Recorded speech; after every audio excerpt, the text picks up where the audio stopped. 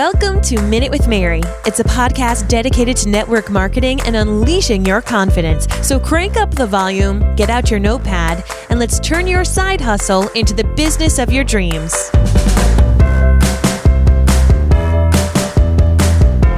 Hi everybody, how's it going? My name is Mary Larsen. I'm an independent Younique presenter and the host for this podcast. And one of the things that first really intrigued me about Younique as a whole was when I learned about the Younique Foundation. And I don't mean touch foundation, my friends, even though that is magic. I'm talking about the Younique Foundation, the nonprofit which we as presenters technically support. Through my knowledge of the Younique Foundation, I've actually had some friends who've been able to now benefit from their services. I, as a mom, feel completely empowered when it comes to talking about sexual abuse with my 4 and 6-year-old. I mean, how many moms out there can say that? I feel confident in talking about this. Seriously, it's a weird, sticky thing, right? But because of the Younique Foundation and because of its branch like Defend Innocence, I feel super empowered as a woman. I feel empowered as a friend, as a mother. And so today, I thought it would be really important for us to get the official word. You know, the person who's literally in charge of helping us as presenters understand the Younique Foundation. But before we get into the interview, I would love to invite you to subscribe to this podcast on any podcatcher or pod app of your choice. You just go in there, click the search button, and search Minute with Mary, or you could even search the word Younique. I'll pop on up. You can also follow me at minutewithmary.com or by searching all of those social media places, Twitter, Facebook, Instagram, or YouTube, with the hashtag Minute with Mary. And if you are listening to this and you are not yet a presenter and this tickles your fancy and you want to learn a little bit more, you can join me in the fun by heading to joinminutewithmary.com. All right, let's get into the interview.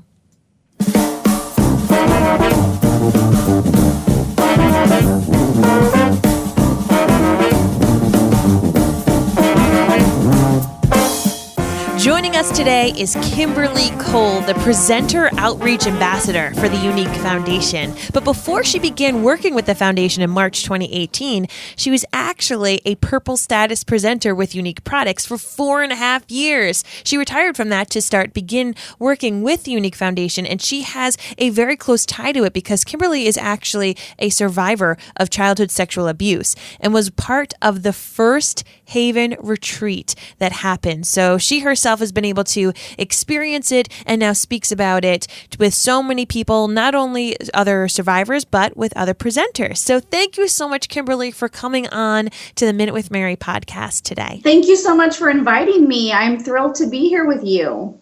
Well, you know, one of the things that I think is so important for people to understand, other presenters to understand, is really your background, how you came into being with Younique, because, excuse the pun, but you actually have a very unique perspective in your position. So if you wouldn't mind giving us a little bit about your background and how you got to be with Younique and the position that you have now. Yeah, absolutely. And I definitely do have a unique perspective. So in September of 2013, I joined the Younique family as a presenter, just like everybody else. I fell in love with a mascara that I saw on Facebook, bought it from a complete stranger, and absolutely fell in love with the product. And so I joined as a presenter. And then several months later, I went to an elite status training in Utah, which is where Derek first began to talk a little bit about the foundation and how we would how he would be establishing that in the near future, and talked a little bit about what that was about.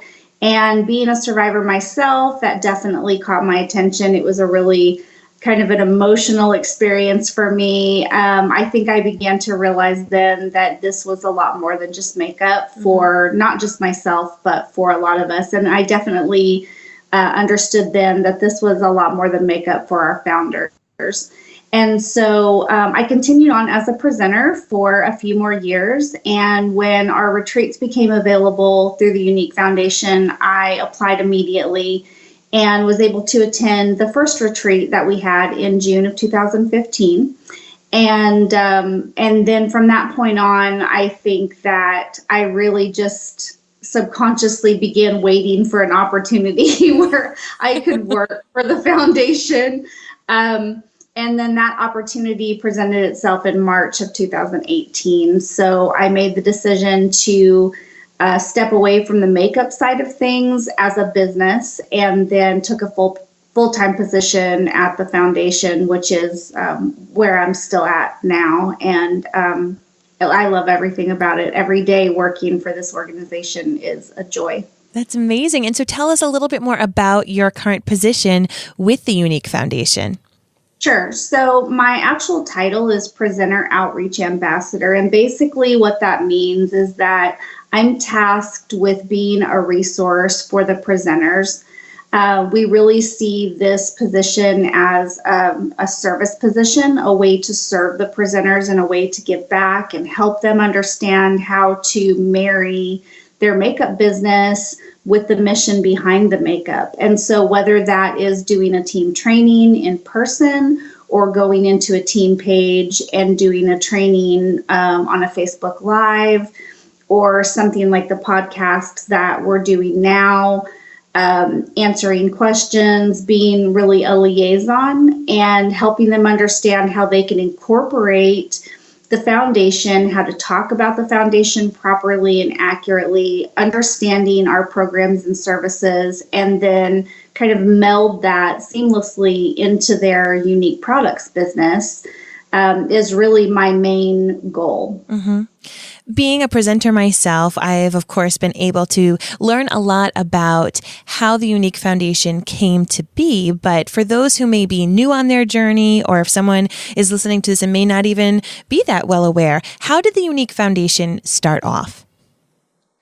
So actually, the foundation was the motivation behind the creation of Younique products. So our founders at the foundation, Derek and Shalane Maxfield, there was a woman in their life that was an adult survivor of childhood sexual abuse. And they just realized, I think, because they're just very kind, compassionate people, they realized how that childhood trauma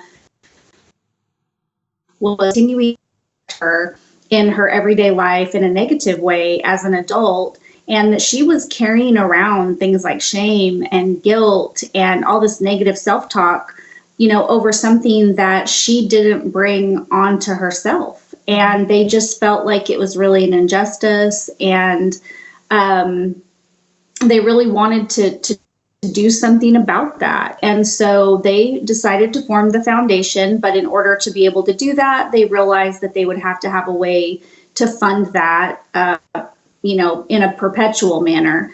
And so they decided to create another company that would allow the financing for the foundation, and that company was Younique Products. And so that's how the makeup company came to be. And it grew so quickly that what was something, Derek thought it might take 5, 10, 12 years in order for that funding to be available, and it took less than 5. It took 2 or 3. And so I believe the foundation was technically formed in 2014, and they hosted the first retreat in June of 2015. So it was really, the foundation was really a precursor to the makeup company itself. And the foundation is really the driving force behind what the Maxfields are doing with Younique Products. That's amazing that they had, this need. They just felt really kind of overcome with this desire to create the Younique Foundation to help these victims of childhood sexual abuse, and that it has been able to snowball so quickly into building, the retreat, into having so many retreats. And now there's a second retreat location. I think it's unbelievably amazing, and it goes to show you the power that, presenters and the general public, when they make the donations and everything, and the support that we have overall as a community.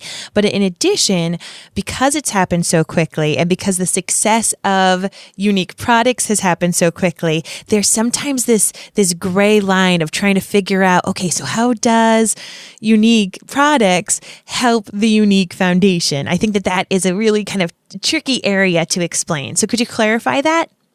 Yeah, so, and I agree. I think that both organizations have grown very quickly, and not through a fault on anyone's part. I just think because everything happened quickly, some lines were blurred just through misunderstandings. And so that's another thing that I really strive to do in this position, is to help clarify that in a way that a presenter is able to understand it well enough that she can explain it to her teams or to a customer.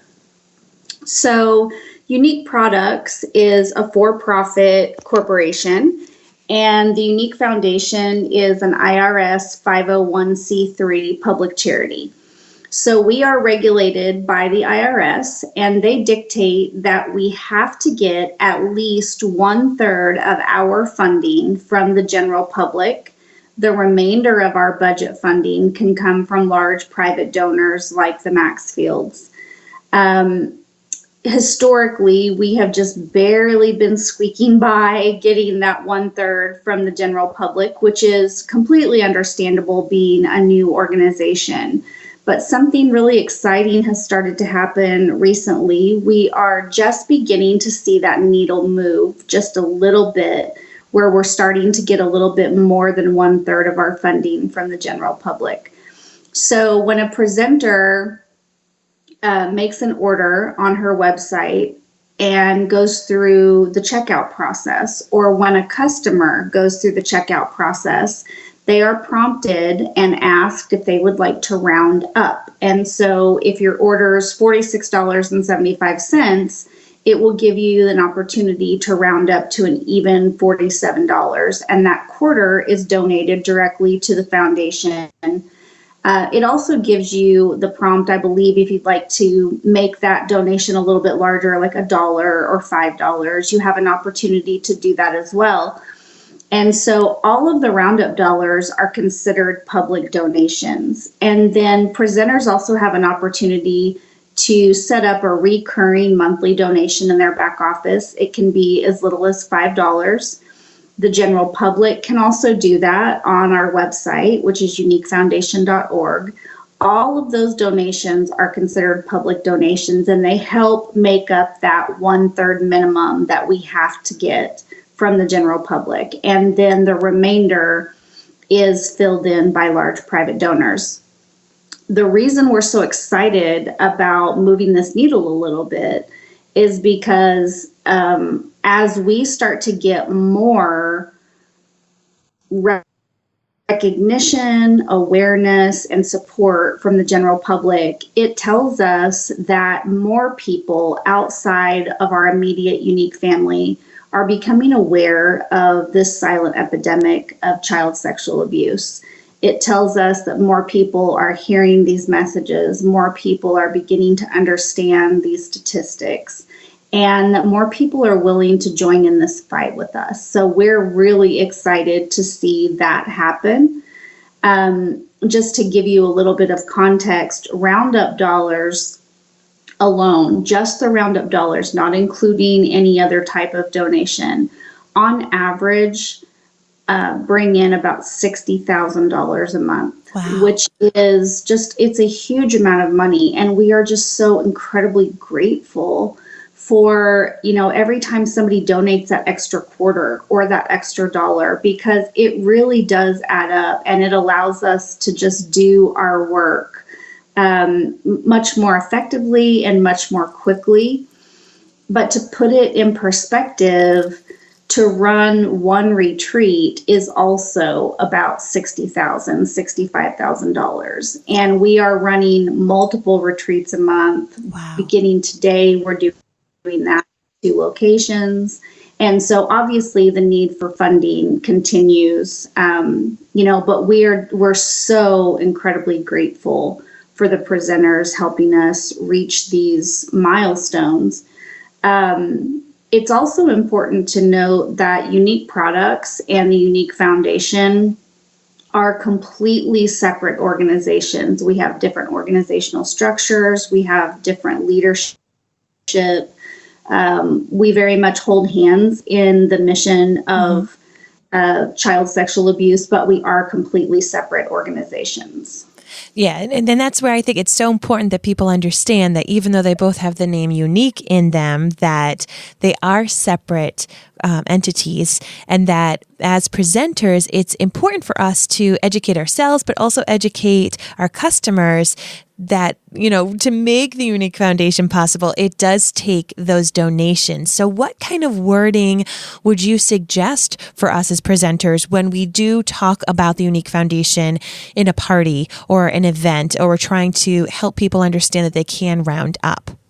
Yeah, absolutely. So I know historically, and even I've been guilty of this myself back in the early days before I understood this, sometimes people will say things like a portion of every sale goes to help childhood sexual abuse survivors, or a portion of every tube of mascara I sell, goes to help, or a percentage of. And really, that's not accurate, because we're working off of that 1/3 minimum that the IRS requires us to get from the public. So it's accurate and always proper to just say something very general, like the Younique Foundation is the nonprofit organization that Younique Products supports. Mm-hmm. Or because each presenter is an independent contractor and works for themselves, it would be very appropriate for you, Mary, to say the Younique Foundation is the nonprofit that I support with my business, or that I support. And so using that type of wording is not only accurate, but safe. You don't ever have to worry about whether or not you're getting that part right. But tying the support to a percentage of a sale, that's where it's really inaccurate. And we definitely understand that none of that has been malicious. I think every presenter has only the best of intentions, and we're so grateful that the presenters are willing to talk about us.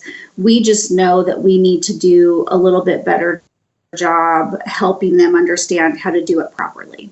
Amazing. And, it's through these parties or through these events that not only are we able to share our enthusiasm for the Younique products, we're able to encourage people to have these donations, but also build awareness about the opportunities that the Younique Foundation has to offer. And I know myself, I'm a mom with 2 young kids. One of the biggest things that I'm thankful for is not only the Younique Foundation, and I've had a friend who's already gone there, I have another friend who's going to be going there soon, but also the branch of Defend Innocence. And I wanted to know if you could help talk about kind of this family tree that's going on now through the Younique Convention with these other outlets that are able to help this fight against childhood sexual abuse.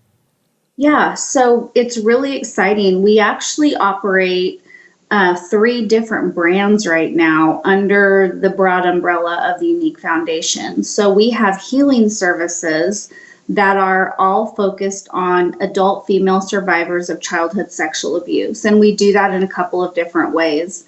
We have our retreats, which I think a lot of presenters are already aware of. We are starting our first group of retreat participants is going through our new Georgia location today. They start today. That's so incredibly exciting.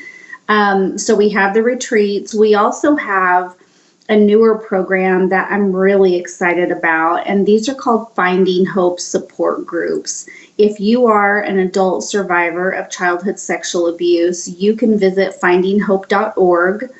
And if you kind of get a vision in your head of what an AA meeting looks like, these are peer-led groups. So the only people in the meetings are adult female survivors. They are peer-led, peer-ran. We provide the materials. The only cost to start a group or to attend a group is just the materials themselves. We do not make any profit off of those. They're very, very cost effective. And these are small groups, 8 to 10 women. They meet once a week for about an hour. Everything is very structured and scripted. And this really brings a sense of safety, community, and education into local communities everywhere. So this takes a lot of the same teachings that we offer at the retreat, and it brings them into local communities where they're available to more survivors. That's amazing. We also, I'm so excited about these support groups. I'm actually in the process of starting one myself. We didn't have these back in 2015 when I went to the retreat. And I think that this is just a really fantastic addition to our menu of services. So we also have online resources. So these are free. All of our resources are free. And these are really for anyone, whether you're a survivor or whether you're a supporter of a survivor. We have resources on our website for both. Our website is youniquefoundation.org. We have fantastic volunteer opportunities there. We have some super cute swag in our shop, and all of the proceeds from the swag goes directly to benefit the foundation and to help us with our services. So we've got retreats, support groups, and online resources. Then under our Defend Innocence brand, this is our brand that is completely focused on education and prevention. And so we're offering free resources to parents, caregivers, and communities on how to prevent our children from becoming victims of child sexual abuse. So there are interactives, there are infographics, there are blog posts, there are volunteer opportunities, there are classes in the community that volunteers can attend and teach. There are just a ton of resources at defendinnocence.org. One of my favorite resources there is for parents, and they're called Little Talks and Kid Chats. And these are really just conversation starters and conversation prompts to help parents open up the dialogue with their children and continue that dialogue. You know, it's so common. I have a little guy myself who's 7.5, and I'll pick him up from school, and I know darn well he's had a really full day, right? Gets in the car, and I'm like, hey, buddy, how was your day? It was good. What'd you do? Oh, I don't know. You know, and that's like the end of it, right? Yes. And trying to get more out of him is like pulling teeth, you know? You're like, hey, kid, you're a first grader. This shouldn't be like, it shouldn't take an act of Congress, you know? But that's just kids, right? And so some of these conversation starters and conversation prompts are really helpful to really continuing and deepening those conversations with our children, because research shows that one of the very best things a parent can do to keep their children safe is to have open, continuous dialogue with your children about anything and everything. Because if they're used to having open dialogue with you about all of the little benign, vanilla things that happen in their life, when something big and scary happens or something makes them uncomfortable, you're the obvious person that they're going to come talk to about that. But if they're not really in the habit and used to talking to you every day just about life in general, you probably won't be the obvious choice in their mind. And that can be definitely a dangerous situation. You want to be the ones talking to your kids about these things. Yes, definitely. And, you know, it's through the Younique Foundation and through Defend Innocence that I learned how staggering these statistics truly are for childhood sexual abuse. And because of it, it's made me want to be a bigger advocate. Even something as simple as you said is wearing some swag that might have a phrase on it, you know, something like no more 1 in 4. People have then asked me, you know, what does that mean? What is no more 1 in 4? So can you dive into that statistic a little bit, because that is mind-blowing to me. Yeah, they really are. So current statistics show that 1 in 4 girls will be sexually abused before the age of 18 and 1 in 6 boys. And so we have to remember that these are reported cases. And in most instances of childhood sexual abuse, it won't be reported, or at least it won't be reported anytime soon. And so the statistics alone are staggering enough when you figure 20% of children will be sexually abused before the age of 18. But when you really think about the fact that those statistics are probably quite low compared to the reality of the situation, it is absolutely a silent epidemic. Mm-hmm. And, there's nothing good about it except that we can make a difference. And I think back to, other things that society has really tackled and made a difference in. I'm 51, and I remember when I was little driving in the car with my grandparents and my great grandma, no seat belts, no car seat. I would stand in the front seat with my arm around the driver. Yes. Shield, I look back on that now and I'm like, how did any of us survive? Yes. And then I would never in a bazillion years think to do that with my own children these days, right? Mm-hmm. And so it always reminds me a lot of, I believe it was Maya Angelou who said, when we learned better, we did better, or when we knew better, we did better. I'm probably butchering that quote, but I think that's what happened, right? Mm-hmm. Over time, society began to realize that people and children traveling in a vehicle that way was just not safe. And so now we have seatbelt laws and we have child safety seats. And, you can't leave the hospital with a newborn unless a nurse walks you out and makes sure that your child is properly in a child safety seat. And so over time, those types of things have made car travel safer. And so this is no different. When society, I think, begins to truly understand the silent epidemic of child sexual abuse, and more people begin to come along beside us in this fight, whether that is with a monetary donation to help us continue our work, or whether that is volunteering, which is extremely important to us. Our volunteers are so incredibly important to our work. Or whether that's doing something, like what you're doing right now, which, by the way, we consider a volunteer opportunity.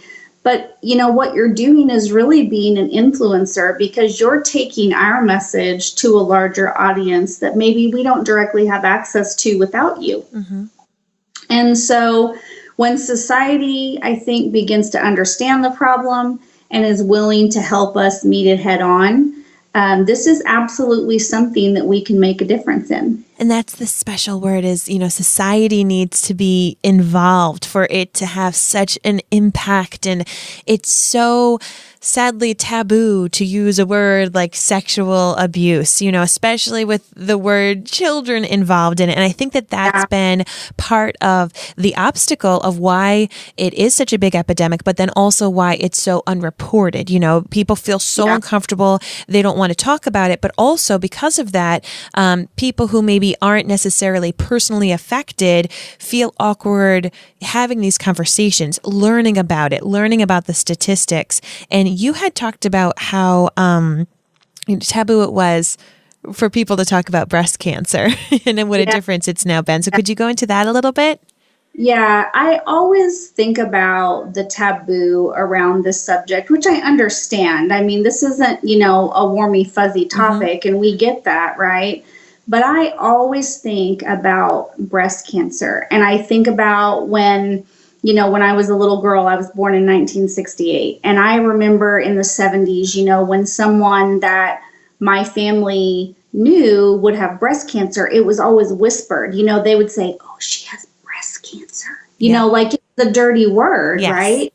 And I think it was because the word breast was in it, and society has completely sexualized that word.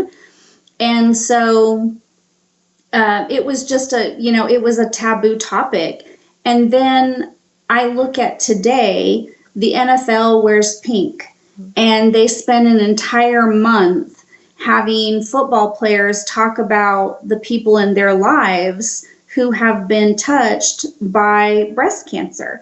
There are entire marathons that are run all over the country. There are massive nonprofit organizations focused on donations for research and treatment and education and prevention. And women get mammograms now, and they have mammogram parties where they all go together with their friends. And, I mean, society has really began to understand the issue of breast cancer. They have come around it with support and funding and research and time and effort.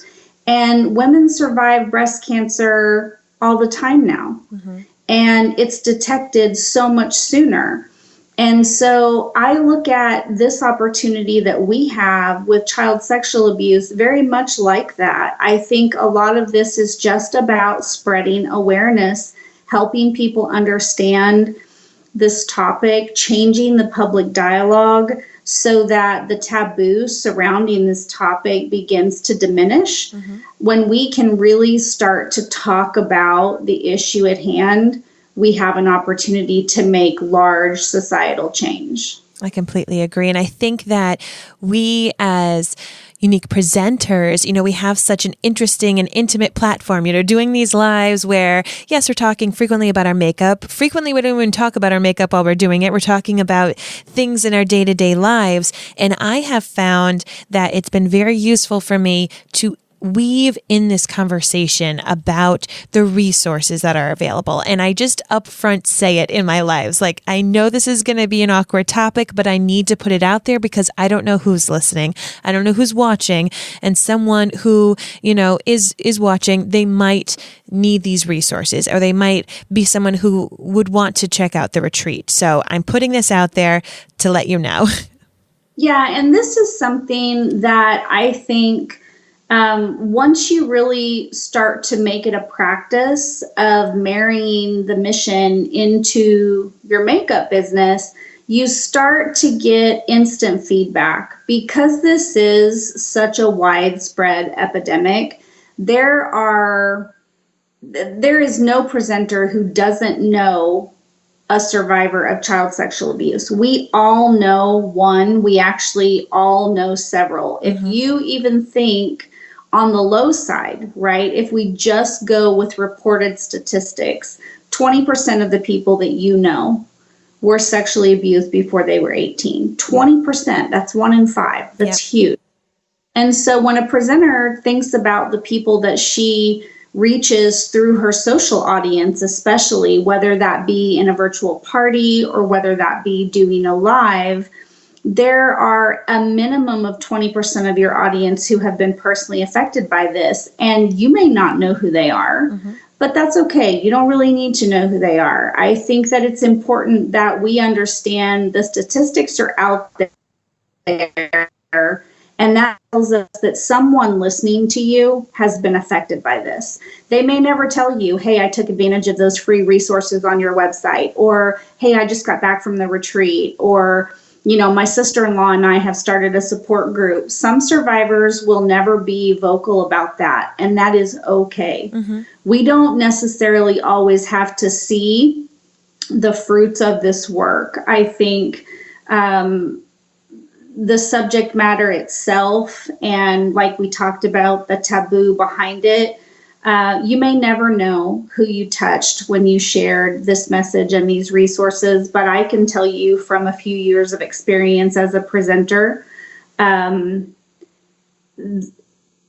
just knowing and believing that this message would find the people that needed it kept me going. And then at some point there would be a message that came into my inbox, oh my gosh, I had no idea. I just thought this was a makeup company like every other company. I had no idea this is what you guys were really about. I'm so inspired by the work you're doing. I'm a survivor myself, or my daughter's a survivor, my mom's a survivor. Thank you for sharing the website information, that type of thing. It's just such a widespread problem that you're going to touch someone with the positivity of our message of hope. Really, all you have to do is just be willing to share it. So we've talked about the different opportunities that people can have, whether it's the online resources or the local support groups. I would like to know a little bit more about what goes on at the retreat for people who may be listening who themselves have been thinking about going to the retreat. Can you tell us a little bit more about what the experience is like? Yeah, so it is a 4-day free retreat for survivors, and 4 days. I know that might sound a little strange. I remember when I heard about it, I had been in and out of therapy for 25 plus years, and I remember thinking 4 days, what the heck can they do for me in 4 days? But it is such a powerful experience because it gives the survivor safety, community, and education. Mm-hmm. So you're in this very safe, private location surrounded by other female survivors who absolutely understand what you're feeling, what you're going through, what this early childhood trauma has kind of caused in your brain and trauma in the brain, and some of the struggles that maybe you've had in your life because of it, and some of the negative self-talk this has created. Being in that environment with other women who truly understand all of that, when most of us walk around feeling like nobody understands us, is extremely comforting. Mm-hmm. It's very liberating. Having that community is just pivotal in this process. And then the education piece, I think for me, that was the key. They teach trauma in the brain. And I remember when those classes were happening, they would say something and my jaw would just about drop. And I would think, you're kidding me. Like they knew I was thinking that way, or they knew what my thought process was. And they just explained to me why I've been feeling that way all these years. They gave me words to identify feelings that I couldn't even put a name to, mm-hmm. right? They taught me so much about what the trauma had caused. And then more importantly, they taught me ways to overcome that. And they do that through a number of different options. But one of the things that I think is really powerful is they help connect a survivor back with her body in a positive, safe way. So you're able to try trauma-sensitive yoga. You're able to participate in Muay Thai. What is Muay Thai for people who don't know what that is? Muay Thai is a martial art discipline, and I think it just clicks in your brain somehow when you're able to connect with your body in a positive way, mm-hmm. and you start to take the power back, right? I think that's probably the easiest way I can put it.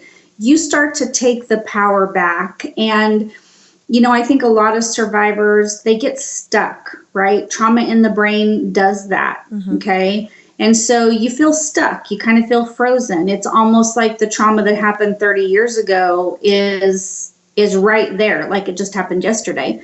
And so some of these different therapeutic modalities and experiences help you move through that. And I can only say that the level of healing and education that happened in those 4 days was probably as helpful, if not more helpful, than all 25 plus years of therapy.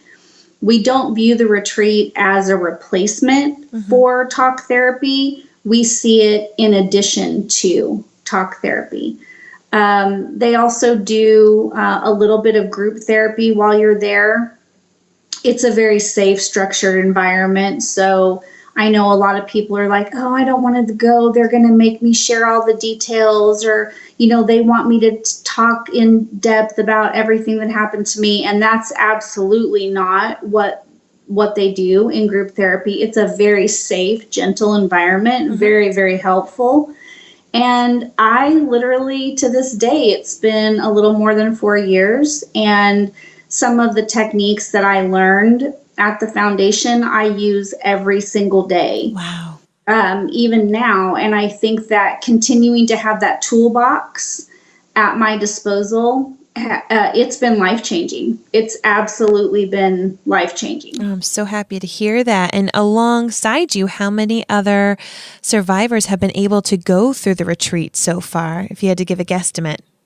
Yeah, I don't have an exact number as of right now, but I do know that if we're not at 3,000, we're quickly approaching 3,000 survivors, which is just incredible in 4 years. You know, it's just, I look back to June of 2015 when I went to that first one, there were 11 of us in that first group. And now to think that there's, 3,000. That's unbelievable. It's just mind boggling. And it's really a beautiful thing because, I think a lot of people will hear a message like this and they think, oh, I think that's a great cause. And yes, I'd like to donate a couple of dollars, but I want to make a larger impact, right? Or I want my dollars that I donate to go to something that makes a larger societal impact. And I think sometimes people think this is just one person that they're helping. But in reality, when you send one survivor home and she is now able to be proactive in her own healing, you're changing her. You're changing the relationship she has with her spouse or partner, the relationship she has with her children, her coworkers, people in her community, her friends, everyone she knows. And so when you help one survivor heal, you're actually affecting so many relationships. And when you think alone of the way that she will be able to respond to her children and the healthy relationships that she can foster with her children, that is generational. So when those children have a healthy mom at home, they will be healthier parents when they have kids, right? And so I think the ongoing benefits are something that it's important to note also. So you have this amazing retreat, which has had just shy of 3,000 survivors be able to attend in Utah. Now, of course, the Georgia retreat is just opening the week that we're recording this, which is so incredibly exciting. What are the next steps? What's the future look like for the Younique Foundation? Well, our hope is that we will be able to continue to grow the way we have been. And I know Shalane Maxfield, our president, her goal is that our next location would be somewhere overseas. And I don't have an identified area. She hasn't announced that. I'm not sure that she has an answer for where exactly that would be. But I do know that her hope is that our third location will not be in the U.S. I think she'd like to see it be on the European continent somewhere. Wonderful. Wonderful. Well, Kimberly, thank you. And thank your team, like everyone who's working so tirelessly with the Younique Foundation for everything that you do. It just, as I said, I got to know about Younique products through the mascara, like probably so many people. And then once I learned about the Younique Foundation, it just opened my eyes, being a new mom to really the epidemic that is going on, but also to just seeing both companies through a different lens. Absolutely. And, for listening, I know sometimes people say, gosh, this is a cause I would love to help with. I would love to be involved. I don't know how. What can I do? One of the easiest ways a presenter can help us is just simply sharing on social. I think Younique presenters have a ton of social influence on Facebook and Instagram and YouTube and Twitter and that type of thing. And so you can visit our main social sites. We have a site, Facebook, Instagram, Twitter, Pinterest, and YouTube. And you can follow the Younique Foundation, or you can follow Finding Hope, Defend Innocence. And then you can just simply share from those main pages. You don't necessarily have to craft any content of your own. If you would like to send a particular message and you're having some questions about how you can craft a message or what some appropriate language is, I'm more than happy to help you with that.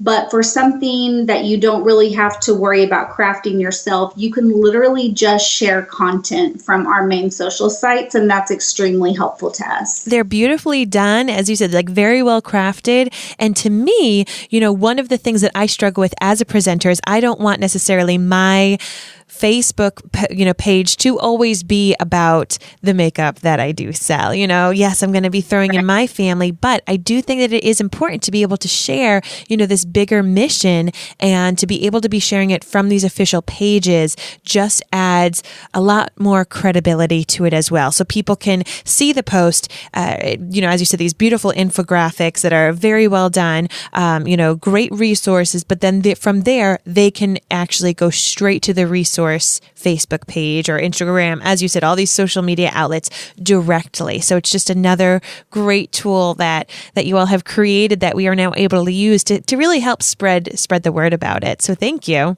Yeah, and I agree. I think one of the unique challenges, no pun intended, for a presenter is you don't want your news feed to just be makeup, right? You want a good balance there. And where not everybody that sees your post will be interested in makeup or skincare, not everybody will, that message won't resonate with everybody. But when you're balancing that out with your regular just lifestyle post of being a real mom or wife or, whatever that is, and then you're also sprinkling in some of this content from the foundation or from Defend Innocence, I think it helps your newsfeed be a little bit better balanced. And I think that, I know for me personally, there were times when maybe I had somebody that was my Facebook friend, for example, for 2 or 3 years, and maybe she had never liked a single makeup post I did. Mm-hmm. Maybe she had never bought a tube of lipstick or anything like that, but she would like all my posts about the foundation, or she would comment about my post, or she would share my post. And so where maybe the makeup side of my business wasn't resonating with her, the social cause behind what we're doing resonated with her. And so I think it's just a really well-balanced approach to a social media audience all the way around. Totally agree. Well, thank you, Kimberly, so much. If people wanted to reach out to you, as you said earlier in this episode, your whole job is really to help other presenters understand the Younique Foundation better. So how can people reach out to you best? Yeah, absolutely. They can email me at kcole, my first initial last name, kcole@youniquefoundation.org. They can also follow or friend me on Facebook. I do have an Instagram, but I'm not terribly good about checking it regularly. I'll just be really honest. I also do have a Facebook business page, just Kimberly Cole, Younique Foundation Presenter Outreach Ambassador. They can follow that page as well. And then we also have our own POP. So just like Younique Products has Younique Family Presenters Only page, the Younique Foundation has our own POP. With one little caveat, it is for presenters and their spouse or significant other. Mm-hmm. And so presenters can join that page. We do group posts where I craft the language for you, which I'm finding is very helpful. I have a lot of really good feedback on that. We also run contests. We give away swag. We do fun things. And we do training. I go a little bit more in depth sometimes over the products and services to help you better understand who we are and what we do. And those types of things I think are helpful to the presenters, because once you understand it, it's much easier for you to talk about it to others. Agreed. Well, thank you once again for taking the time to come on this podcast and really help us better understand the Younique Foundation, how it works in tandem with Younique Products, how we as presenters can better be advocates for childhood sexual abuse. And thank you for allowing people to understand all these amazing resources that the Younique Foundation has to offer. Well, you're very welcome. And Mary, we want to thank you because, presenters like you who are really engaging with us on a more personal level and who are willing to do the legwork like this to help us spread our mission and our message. We're just incredibly grateful for your time and effort. So thank you on behalf of the foundation for asking us to be with you guys today. If you ever have an opportunity to see Kim in real life, IRL. I finally learned out that that's what that meant, not Ireland. IRL. Yep. I'm that big of a nerd, guys. If you ever have the opportunity to see her, whether at a local event or maybe she's going to be doing a Facebook Live training for your group, or heck, maybe you're about to go to Orlando yourself, just like me, to see her at convention, I highly recommend it. She is down to earth. She's the real deal. And she really has such an amazing heart for the Younique Foundation. And really, what I love about her is she's just so personable that people who themselves are survivors, or maybe people who have someone who they know, love, and trust who's a survivor, you're able to have more of that intimate one-on-one time with her to really understand the opportunities that are available through the Younique Foundation. So all the props to Kimberly Cole. So happy that the Younique Foundation created this position to make it a bit more intimate for us as presenters to be able to understand a little bit more. And I hope that you're able to take away a few of those tips and ways that Kimberly suggested that we can interweave the Younique Foundation into our business. You know, so much of what we do is share online, on social media, in our lives, in our posts. And by doing something as simple as wearing a shirt from the Younique Foundation, it can be a conversation starter. Or as, you know, if there are different kudos or bundles available that directly go to proceed, the Younique Foundation, frequently that does happen.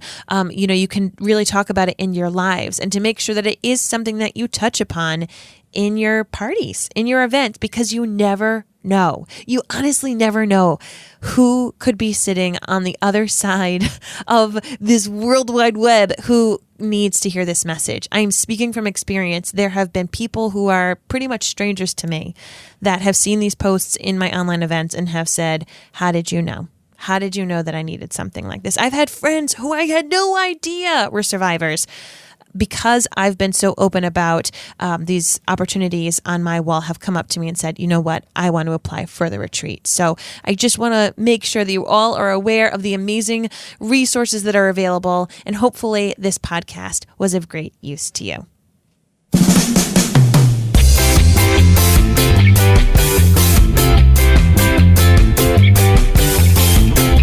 I hope you enjoyed this episode of the Minute with Mary podcast. I would love to connect with you on social media. No joke, guys. I literally sit in my basement talking on a microphone. If you're listening to this, shoot me a message. And the easiest way to find me is just to search the hashtag Minute with Mary. Find me and say, "Girl, I heard you. I heard you on my walk with my dog. I listened to you as I washed my dishes, or as I did some kickboxing, or maybe you're really cool and you run marathons." If you listen to me during a marathon, you are impressive.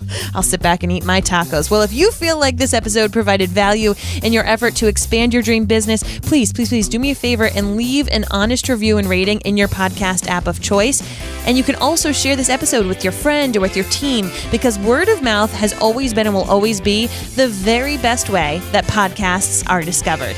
And if you'd like to hear more of me and the podcast I produce along with this one, you totally can. I'll give you a hint though, they're not business related. I nerd out to other topics that bring me great joy. They might be about Game of Thrones, or they might be about Hamilton. Yes, guys, I'm a straight up nerd. And if you'd like to hear my husband, who has a Boston accent, join me, along with my Rhode Island accent, then you're in luck. You can find all of these projects at maryandblake.com. As for now, thank you so much for listening. My name's Mary Larsen. Get out there and unleash your confidence.